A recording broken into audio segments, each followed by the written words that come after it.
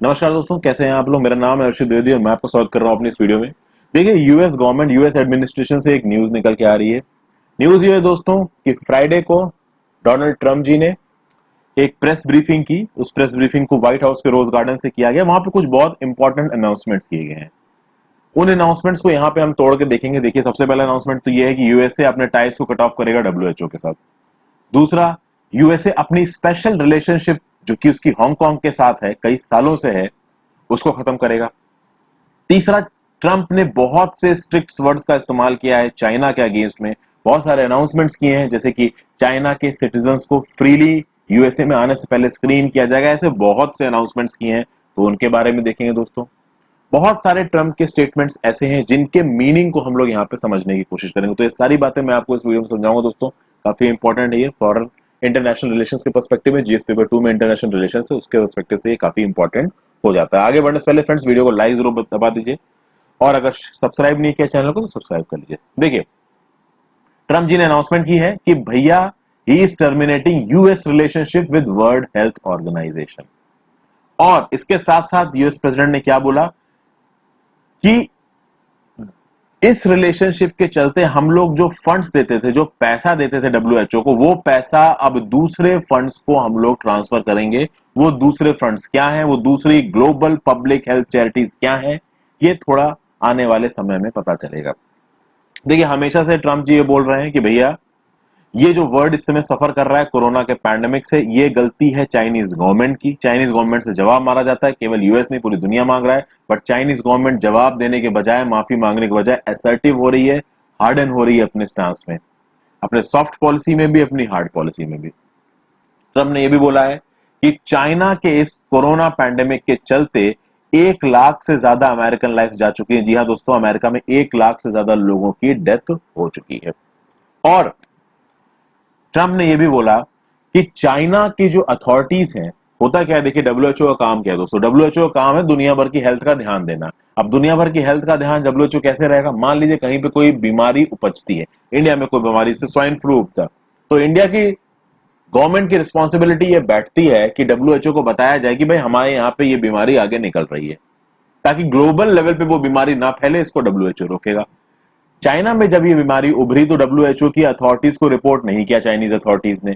दूसरी बात, जब डब्ल्यूएचओ तक ये बात पहुंची भी तो कोरोना वायरस के बारे में बहुत सारी मिस इन्फॉर्मेशन फैलाई चाइनीज अथॉरिटीज ने डब्ल्यूएचओ के थ्रू। यानी साफ साफ ट्रंप यहां पे बोल रहे हैं कि WHO was working as a puppet of China, और ठीक से उसने स्टेप लिया नहीं, जिसके चलते डिजास्टर पूरी दुनिया में फैल गया। अब जब आती है फंडिंग की दोस्तों, तो थोड़ा बहुत फंडिंग देख लेते हैं डब्ल्यूएचओ की। डब्ल्यूएचओ की फंडिंग देखिए दोस्तों, दो तरीके से होती है। एक होती है असेस्ड कंट्रीब्यूशन, एक होते हैं वॉलंटरी कंट्रीब्यूशन। तो जो टोटल डब्ल्यूएचओ का बजट होता है, असेस्ड होते हैं, वॉलंटरी होते हैं। वॉलंटरी से आप समझ सकते हैं दोस्तों, इनकी कोई गारंटी नहीं है, वैसे तो आते हैं ये, बट ये टोटली डिपेंड करेंगे देने वाले कितना बड़ा दिल है उसका। जैसे कि अब Melinda and Bill Gates foundation है, वो कितना पैसा देते हैं। ऐसे बहुत से वॉलंटरी कॉन्ट्रीब्यूशन दुनिया भर से आते हैं। असेस्ड कॉन्ट्रीब्यूशन क्या होते हैं दोस्तों, कि जो भी इस ऑर्गेनाइजेशन के मेंबर हैं, उनके कंट्री की वेल्थ के हिसाब से और उनकी कंट्री की पॉपुलेशन के हिसाब से वो कुछ पैसा हर साल डब्ल्यूएचओ में देते हैं। मोस्ट प्रोबेबली कंट्रीज की तरफ से जो आपकी असेसमेंट्स जाते हैं, कॉन्ट्रीब्यूशंस जाते हैं, वो है होते हैं असेस्ड कॉन्ट्रीब्यूशन के अंदर। यहां पे देखिए दोस्तों, 31 मार्च 2020 का डाटा है, आप देख सकते हैं। यूनाइटेड स्टेट्स ने 115.8 मिलियन डॉलर्स दिए हैं, चाइना ने 57.4 मिलियन डॉलर्स दिए हैं। इंडिया के लिए फिगर $4 मिलियन होगा, आप में से बहुत लोग जानना चाहते हैं। हालांकि केवल इतना पैसा नहीं जाता है दोस्तों, और भी पैसा जाता है। अब 2018-19 का डाटा देखते हैं। 2018-19 में यूएसए ने टोटल जो डब्ल्यूएचओ फंडिंग की थी, वो की थी $400 मिलियन की। चाइना की यहां पे फंडिंग थी लमसम $85 मिलियन की। तो अब आप देखिए दोस्तों, यूएसए के प्रेसिडेंट का यह बोलना है कि हम $400 मिलियन की फंडिंग दे रहे हैं। चाइना से उस साल $85 मिलियन की फंडिंग मिली है। इस साल अब तक चाइना से $57.4 मिलियन की फंडिंग मिली है।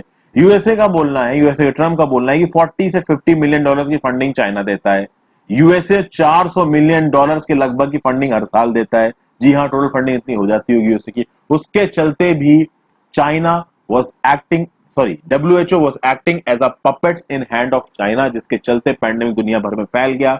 और यूएसए का यह बोलना है कि भाई WHO को हम इतनी फंडिंग इसलिए दे रहे थे कि वो दुनिया भर में बीमारी को रोके, और इस कोरोना का अगर सबसे ज्यादा नुकसान किसी को हुआ है, चाहे वो इकोनॉमी की बात हो, चाहे वो ह्यूमन रिसोर्स की बात हो, तो वो हुआ है अमेरिका की इकोनॉमी को, यूएसए की इकोनॉमी को। तो ट्रम्प का लॉजिक बिल्कुल सही है कि अगर WHO इनकी इकोनॉमी की, इनको लोगों को बचा नहीं पाया, तो उसको पैसे किस बात के दिए जाए, ये बात बोलेगी। हालांकि यूएसए को इसके लिए काफी क्रिटिसाइज भी किया जाएगा दोस्तों।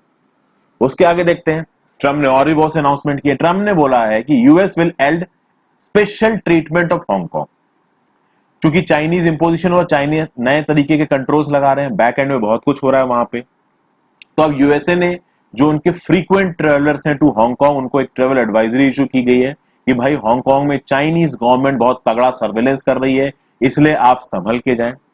प्लस चाइनीज का जो यूनिलैटरल एक्शन है ना हांगकांग की सिक्योरिटी के ऊपर, ऑब्वियस बात है, पहले हांगकांग पे कंट्रोल था यूके का, यूके से कंट्रोल चाइना ने अपने हाथों में लिया। उसके बाद एक ट्रीटी साइन हुई, उस ट्रीटी में हांगकांग को एक स्पेशल एडमिनिस्ट्रेटिव रीजन बताया गया। इसके बारे में मैंने पहले अपनी वीडियोस में बताया हुआ है। इस स्पेशल एडमिनिस्ट्रेटिव रीजन का कंसेप्ट ये था कि भाई ये चाइना का ही पार्ट है, दिस इज आप कह सकते हैं कि this is basically a part of China, but economy के पर्सपेक्टिव से ये चाइना से अलग ट्रीट किया जाएगा। ठीक है, तो ऑब्वियसली बात है, ये जो यूके के साथ ट्रीटी साइन की थी हांगकांग ने, अगर इसको ब्रेक करना था तो चाइना को हांगकांग के साथ यूके से अभी बात करनी चाहिए थी, लेकिन चाइना ने यूनिलैटरली इसे ब्रेक कर दिया। अब ट्रंप का क्या बोलना है कि चाइना के इस इनकर्जन से यह समझ में आता है कि Hong Kong is no longer sufficiently autonomous. पहले ये ऑटोनॉमस था, इसमें चाइनीज गवर्नमेंट का इंटरफेरेंस नहीं था, तो चूंकि अब ये ऑटोनॉमस नहीं रहा है, चाइनीज गवर्नमेंट का प्रॉपर इंटरफेरेंस है, इसलिए हम जो इसको स्पेशल ट्रीटमेंट देते हैं वो स्पेशल ट्रीटमेंट हम इसको नहीं देंगे, चूंकि वन कंट्री टू सिस्टम वाला फॉर्मूला अब हट चुका है, अब ये वन कंट्री वन सिस्टम हो चुका है। इसलिए मैं अपने एडमिनिस्ट्रेशन को ये बोल रहा हूं कि जो भी पॉलिसी एग्जेम्पशंस दिए गए हैं हांगकांग को, उनको धीरे धीरे खत्म किया जाए। अब यहां पे बहुत थोड़े समय में मैं आपको ये बताऊंगा कि भाई यूनाइटेड स्टेट्स हांगकांग को क्या स्पेशल ट्रीटमेंट देता है। इसके लिए तो हालांकि कोशिश करूंगा एक अलग वीडियो बनाने की अगर जरूरत लगी तो। देखिए 1992 में यूनाइटेड स्टेट्स और हांगकांग के बीच में एक United states Hong Kong policy act आया था 1992 के अंदर, जिसके चलते यूएसए ने हांगकांग को एक यूनिक कस्टम टेरिटरी माना था। खास बात यह है फ्रेंड्स कि हांगकांग से जो भी इंपोर्ट्स यूएसए में आते हैं उनके ऊपर इंपोर्ट ड्यूटी ना के बराबर लगती है, वहीं पे चाइना से अगर गुड्स आपके यूएसए में आएगा तो इंपोर्ट ड्यूटी अच्छी खासी लगती है। प्लस अभी जो यूएसए चाइना ट्रेड वॉर हो रहा था, उस यूएसए चाइना ट्रेड वॉर का यूएस और हांगकांग के ट्रेड पे कोई फर्क नहीं पड़ा। आप कह सकते हैं कि जो हांगकांग का लेजिस्लेटिव काउंसिल था वहां पे यूएस की अच्छी खासी पकड़ थी।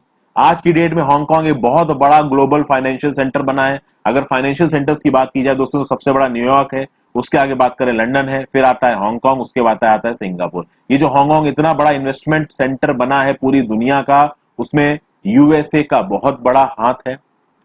तो अब इस तरीके के जो पॉलिसी एग्जेम्पशंस है, जो फायदा मिल रहा था हांगकांग को, वो फायदे अब यूएस देना बंद करेगा, क्योंकि यूएसए का यह बोलना है कि एक्चुअली हांगकांग अब चाइना का ही सिस्टम बन गया है। It is no more autonomous, it is no more a special administrative zone.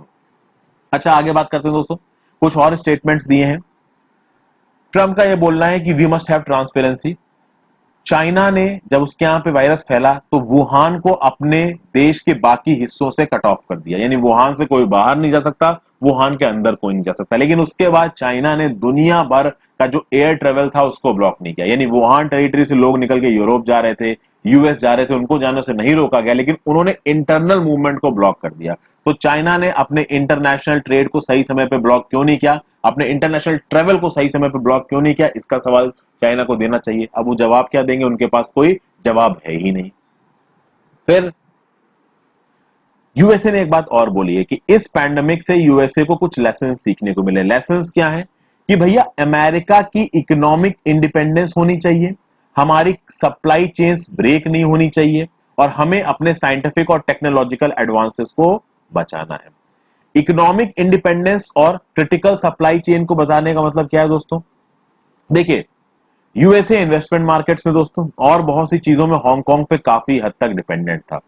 Critical supply chain अब आपको पता है दोस्तों, जितने बड़े बड़े मोबाइल फोन्स हैं, आप एक ब्रांड की बात लेता हूं, मैं एप्पल की बात ले लेता हूं, वैसे तो हजारों यूएस कंपनीज आपकी चाइना में मैन्युफैक्चरिंग करती हैं। तो चीजों की डिजाइनिंग हुई चाइना में, बहुत सारे कंपोनेंट्स चीजों की डिजाइनिंग हुई यूएसए में मान लीजिए, और बहुत सारे कंपोनेंट्स यूएसए में बने, और उसके बाद वो चीज गई आपकी चाइना में, चाइना में जाके असेंबल हुई।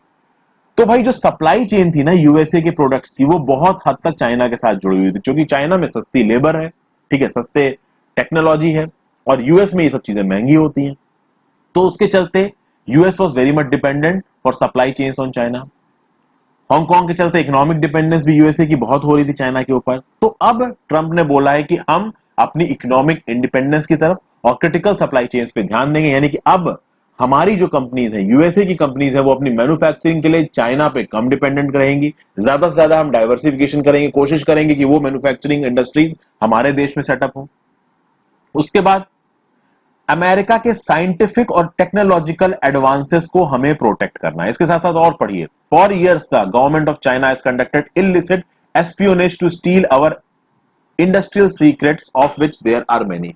इससे क्या बोलना है चाइना का, देखिए इससे क्या बोलना है यूएसए का ये बोलना, अब जैसे हुआई वाला केस हुआ था, हुआई वाले केस में क्या हुआ कि भाई जो हुआई डिजाइन चिप्स थी, अमेरिका ने बोला कि इन चिप्स को एस्पियोनेज में इस्तेमाल किया जाता है, क्योंकि 5G नेटवर्क्स को बनाने में चाइना की बहुत कंपनीज आगे हैं, हुआई भी आगे थी, तो अगर इन चिप्स से 5G नेटवर्क्स में इस्तेमाल किया जाएगा तो स्नूपिंग हो सकती है। तो इस बात पे बोलते हुए अमेरिका ने बोला भाई अगर चाइना डिजाइन चिप्स को हम लोग इस्तेमाल करेंगे तो हमारे ऊपर एस्पियोनेज हो सकता है, और ये एस्पियोनेज चाइना बहुत सालों से कर रहा है, इसलिए हमको अपने साइंटिफिक और टेक्नोलॉजिकल एडवांसेस को प्रोटेक्ट करना है, अपनी मैन्युफैक्चरिंग टेक्नोलॉजी को चाइना में ट्रांसफर करके वहां असेंबल नहीं होने देना है। इसलिए हम प्रोडक्शन को या तो पूरी दुनिया में किसी और कंट्री में शिफ्ट करेंगे या अपनी कंट्री में वापस बुलाएंगे, चाइना में नहीं होने देंगे। तो ये जो सप्लाई चेन चाइना के साथ जुड़ी हुई थी ये तोड़ेंगे, इकोनॉमिक इंडिपेंडेंस जो चाइना के साथ जुड़ी हुई थी, हांगकांग को इतने सारे प्रिविलेजेस थे वो तोड़ेंगे, उसके साथ साथ अपनी साइंटिफिक और टेक्नोलॉजिकल एडवांसेस पे ध्यान देंगे, अपने यूनिवर्सिटी रिसर्च पे ध्यान देंगे।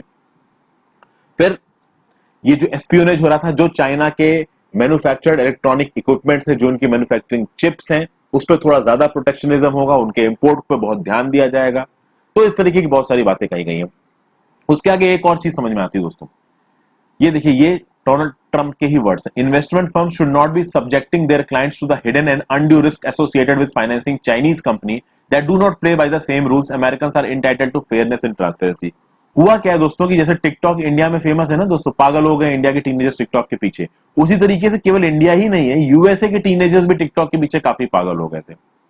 और फिर नवंबर दिसंबर 2019 के समय पे यूएस एडमिनिस्ट्रेशन ने टिकटॉक पे एक इंक्वायरी बैठाई थी। उसके बाद ये बोला जा रहा है कि टिकटॉक की जो पेरेंट कंपनी है बाइट डांस, ये जो पेरेंट कंपनी है बाइट डांस, इसके अंदर जो लीडरशिप है ना, वो लीडरशिप डायरेक्टली चाइना में बैठी हुई लीडरशिप को आंसरेबल है। और कहा जाता है, यूएस के बहुत सारे सेनेटर्स ने भी ये बोला है कि जो बाइट डांस कंपनी है ना, इसमें सीधे सीधे चाइना की रूलिंग पार्टी का एक बहुत बड़ा इंफ्लुएंस है।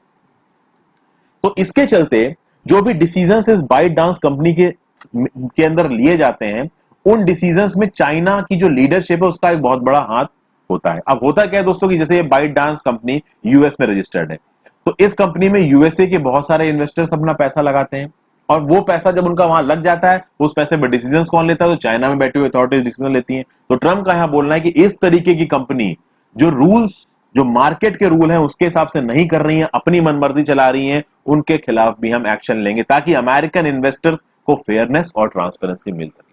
तो ये था पूरा एनालिसिस दोस्तों, आई होप आपको समझ में आया हो क्या था इसमें। काफी कम में मैंने इन चीजों को समझाने की कोशिश की है, जल्दी समझाने की कोशिश की है। वीडियो को पसंद किया हो अगर आपने तो उसको जरूर शेयर कर दें। Thank you for watching, have a great day.